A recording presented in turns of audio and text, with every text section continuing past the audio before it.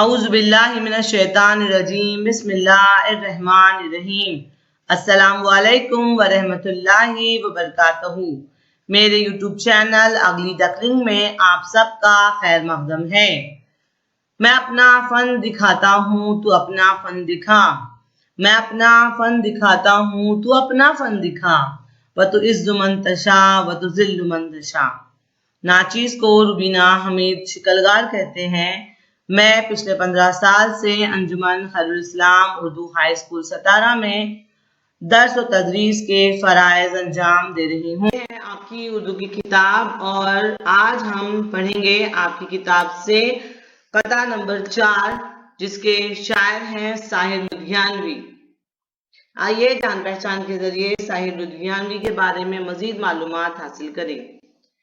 ساحر لدھیانوی کا اصل نام عبدالحی تھا۔ 8 مارچ 1921 کو لدھیانہ پنجاب میں پیدا ہوئے۔ فلموں کے ایک نغمہ نگار کی حیثیت سے مقبولیت حاصل کی۔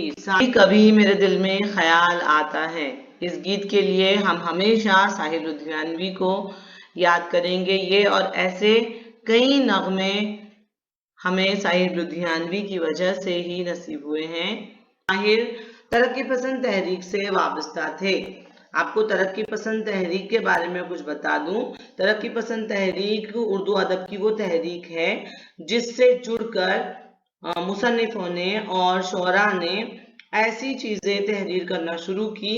نظم اور نثر میں جو قدیم روایتی طریقہ تھا لکھنے کا، اس نثر کی بات کریں تو ایسے افسانے ہوتے تھے، ایسے ناولز ہوتے تھے، ایسے بڑے بڑے کہانیاں ہوتی تھی، داستانیں ہوتی تھی ایسی جس میں جن، پری، حور، سلیمانی ٹوپی ایسی چیزوں کا ذکر ہوتا تھا جس کا روزمرہ کی زندگی میں ہونا ممکن ہی نہیں ہے۔ ایسی ساری خیالی دنیا کا ذکر اس میں ہوتا تھا۔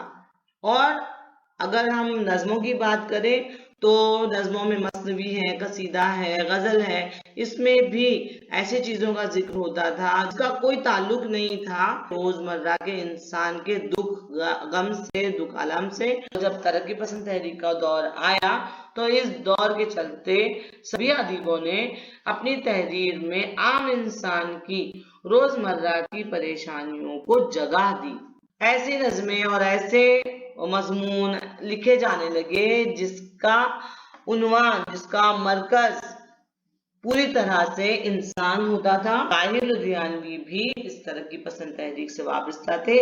آپ ان کی کوئی بھی نظم اٹھا کر دیکھ لیں گے تو آپ کو اس بات کا احساس ہوگا جیسے وہ یہی ہمارے ارد گرد ہی بیٹھے ہوئے ہماری، آپ کی اور میری ہی بات کر رہے ہیں۔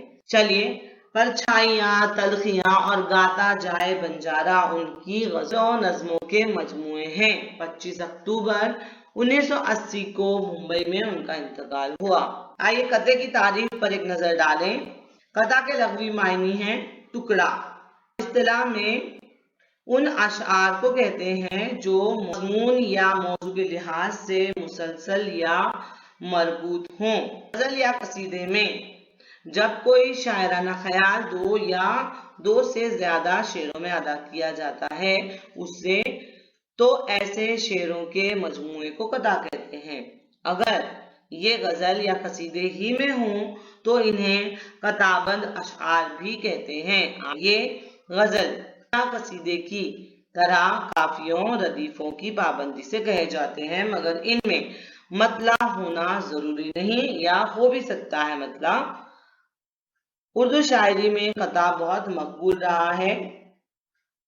بہت سارے شعراء ایسے ہیں جنہوں نے صرف اسی صنف میں کام کیا ہے اور شہرت حاصل کی ہے۔ آج کل مشاعروں میں زیادہ تر شعراء اپنا کلام سنانے سے پہلے 4 قطعہ ضرور سناتے ہیں۔ اس سے قطعے کی مقبولیت کا اندازہ ہوتا ہے۔ مثال کے طور پر وسیع شاہ کا قطعہ آپ کے سامنے پیش کرتی ہوں۔ سماعت فرمائیے۔ یہ بھی ممکن ہے کسی روز نہ پہچانوں سے، یہ بھی ممکن ہے کسی روز نہ پہچانوں سے، وہ جو ہر بار نیا بھیس بدل لیتا ہے۔ بارہا مجھ سے کہا تھا میرے یاروں نے وسیع، بارہا مجھ سے کہا تھا میرے یاروں نے وسیع، عشق دریا ہے جو بچوں کو نگل لیتا ہے. چلیے یہ مثال میں نے آپ لوگوں کے سامنے پیش کی تھی قطعے کی. اب آئیے ساحر لدھیانوی کا قطعہ پڑھتے ہیں اور سمجھنے کی کوشش کرتے ہیں. نہ منہ چھپا کے جیے ہم نہ سر جھکا کے جیے، نہ منہ چھپا کے جیے ہم نہ سر جھکا کے جیے، ستم گروں کی نظر سے نظر ملا کے جیے. اب ایک رات اگر کم جیے تو کم ہی سہی، اب ایک رات اگر کم جیے تو کم ہی سہی، یہی بہت ہے کہ ہم مشعلیں جلا کے جیے. بہت اچھا قطعہ ہے. آپ اس قطعے کو پڑھنے سے پہلے آپ اس کی زمین کو سمجھ لیں کہ یہ انقلاب کا زمانہ ہے اور ستمگر کوئی اور نہیں ہے، انگریز ہیں. تو آپ اس کو خوب اچھے سے سمجھ سکتے ہیں. نہ منہ چھپا کے جیے ہم نہ سر جھکا کے جیے، یعنی یہ ہمارا ملک ہے اور ہم اس ملک کے رہنے والے ہیں، ہمیں ہمارے ملک سے بہت محبت ہے. ہمیں یہاں پر رہنے کے لیے نہ منہ چھپانے کی ضرورت ہے، نہ سر جھکا کر جینے کی ضرورت ہے. تو نہ ہم منہ چھپا کر جی رہے ہیں اور نہ سر جھکا کر جی رہے ہیں. ستم گروں کی نظر سے نظر ملا کے جیے. سامنے چاہے کوئی بھی دشمن ہو، ہر دور کا دشمن الگ الگ ہوتا ہے. تو شاعر کہہ رہے ہیں ستمگر، ستم کرنے والوں کی نظر سے نظر ملا کر جی رہے ہیں. بڑا حوصلہ ہے ہمارے اندر، ہمیں پتا ہے ہم ظلم کا شکار ہوں گے، ہم ستم کا شکار ہوں گے، لیکن ہم منہ چھپا کے جینے والوں میں سے نہیں ہے اور سر جھکا کر جینے والوں میں سے تو ہرگز نہیں ہے.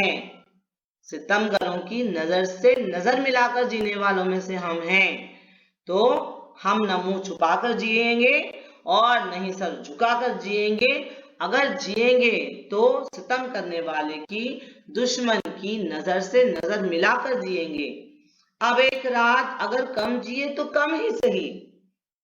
آگے شاعر کا فلسفہ دیکھیے. اب ایک رات اگر کم جیے تو کم ہی سہی، یہی بہت ہے کہ ہم مشعلیں جلا کے جیے. یعنی شاعر یہ کہہ رہے ہیں کہ کوئی بات نہیں، مخالفتوں کے سامنے، ظلم کے سامنے، ستم کے سامنے زندگی جینا، ستم گروں کے سامنے نظر سے نظر ملا کر زندگی جینے کا اگر ہم نے ارادہ کر لیا ہے تو بے شک یہ زندگی پریشانیوں سے بھری ہوئی ہوگی، خطروں سے گھری ہوئی ہوگی اور جان کا ہمیشہ خطرہ بنا رہے گا.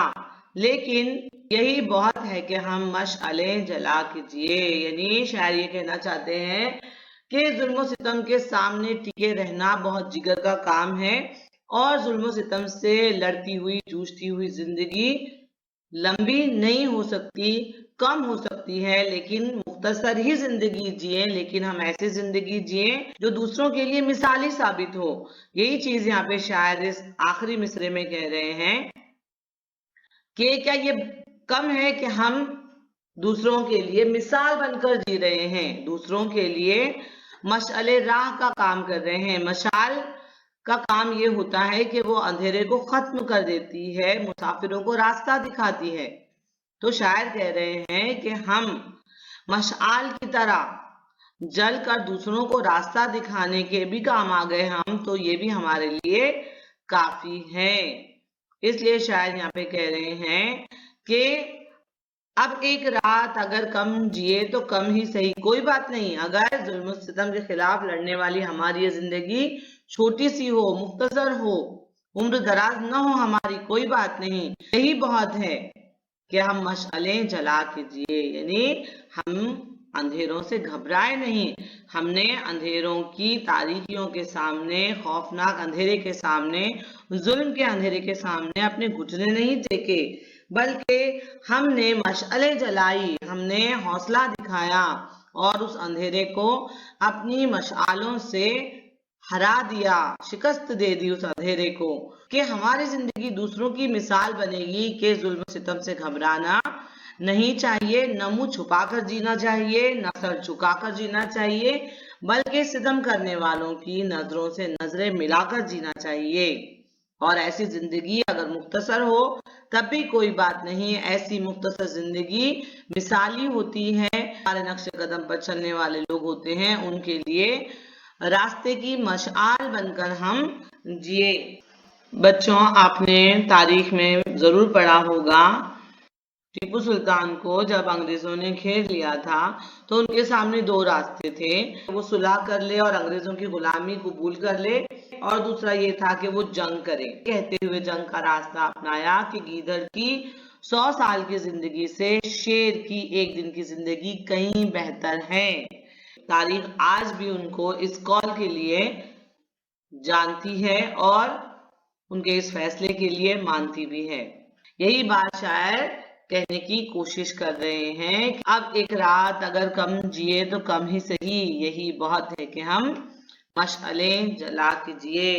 ہماری زندگی کا فلسفہ بھی ایسا ہی ہونا چاہیے، ہماری مختصر سی زندگی مثالی ہو۔ میں امید کرتی ہوں کہ آپ لوگوں کو یہ قطعہ سمجھ میں آیا ہوگا اور آپ کو اس کی تشریح کرنے میں کوئی پریشانی نہیں ہوگی۔ اب تک آپ لوگوں نے میرے ویڈیوز کو دیکھا، پسند کیا، اس کے لیے آپ لوگوں کا بہت بہت شکریہ۔ آپ کی پسندگی ہی میرے حوصلہ افزائی ہے۔ آگے بھی اپنی عنایتیں، اپنی محبتیں مجھ پر اور میرے چینل پر بنائے رکھیے۔ میرے ویڈیوز کو اسی طرح دیکھتے رہیے، شیئر کیجیے، میرے چینل کو سبسکرائب کیجیے۔ میرے چینل کے ساتھ بنے رہنے کے لیے، میرے ویڈیوز کو دیکھنے کے لیے بہت بہت شکریہ۔